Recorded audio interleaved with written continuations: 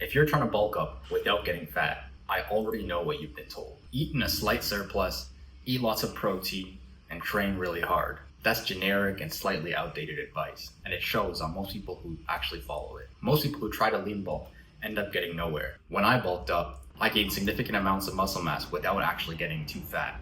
In this video, I'm going to tell you exactly what I did, and it doesn't include restrictive diets or obscure training regimens. So the first tip is to train legs, and not just train legs as in like you have it in your push-pull legs routine or you have it in your schedule. I mean train legs like it's your chest. Train legs like it's just as important as any other muscle group. Most guys might do legs, but they don't do them anywhere near as seriously as they do their upper body. And to be very honest, if you look at the days that they miss in the gym, almost all of them are going to be leg days. It just happens to coincide with leg days. Coincidentally. The truth is most guys just don't want to do legs. It's not fun, it's hard work, it's grueling, and you don't get as much of a reward. You don't see a cool pump like you do when you do your upper body.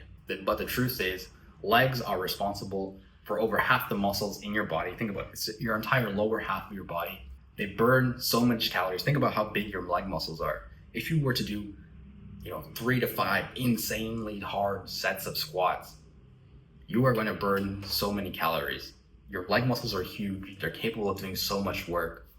It's essential to train them so that not only are you balancing out, not only are you making the most of the nutrients that you put into your body so that less of it turns to fat, you're also burning more calories. Legs are also hugely responsible for increasing your testosterone, which is going to benefit you in the gym in so many other ways, as well as burning fat on its own. Legs are important not only if you want to stay lean, but also if you just want to see gains even in your chest or arms.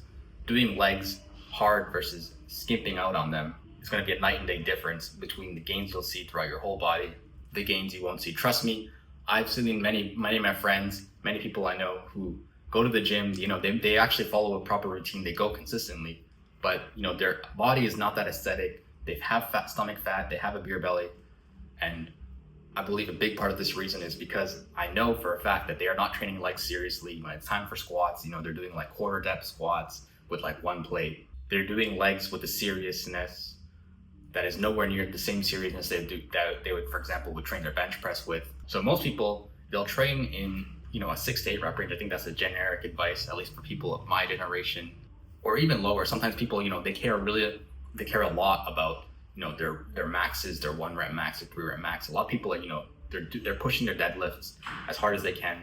That's great. You can do whatever you want to do in the gym, but if you want to stay lean, if you want to build as much muscle while staying lean, the best way to do it when it comes to rep ranges is to train in a high rep range, 10 reps or more, 10 to 12 usually. Training in high rep ranges forces your body to burn more calories and puts much greater fatigue and stimulus onto your muscles. All right, the next tip is to allow your compound movements to carry. So I know a lot of people associate compound movements with big fat power lifters or big burly strong men. And that is true, they do use a lot of compound movements as well.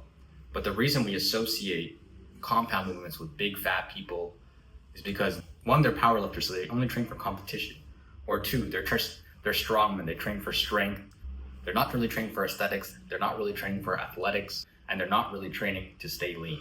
When we use compounds, we're training, yes, we do train for strength, but we also are mainly prioritizing training for size. And so the difference between us and a powerlifter or a strongman is that we're going to train in higher rep ranges.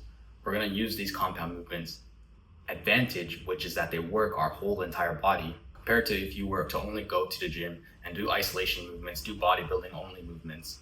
Yes, an isolation movement can be pretty useful to target weak points or to work on a specific muscle group that you want to target. But if your overall goal is to grow the most amount of muscle mass as efficiently as possible and also burn as much calories and stay as lean as possible, I truly believe that compound lifts are the way to go. Back when I was newer, I followed a more generic bodybuilding routine with lots of isolation, only a little bit of compound movements for low reps.